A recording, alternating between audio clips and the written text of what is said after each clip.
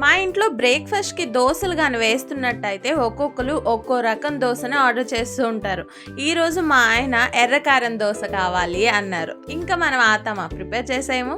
దానికోసం ముందుగా నానబెట్టుకున్న ఎండుమిరపకాయల్లోని ఒక 2 ఉల్లిపాయలని ముక్కలు చేసి వేసుకోవాలి. అందులోనే వెల్లుల్లి రెబ్బలు, చింతపండు, ఉప్పు వేసేసి ఒక టమాటాని ముక్కలు చేసి వేసుకొని మిక్సీ చేసేయండి. ఇప్పుడు ఒక ప్యాన్‌లో ఆయిల్ వేసి తాలింపు కోసం ఆవాలు, జీలకర్ర, కరివేపాకు వేసి అవి వేగాక ప్రిపేర్ చేసి పెట్టుకున్న ఈ కారం మిశ్రమాన్ని కూడా వేసేసి అందులో వాటర్ కాస్త పోయి దగ్గర పడినంత వరకు వేయించుకుంటే సరిపోతుంది.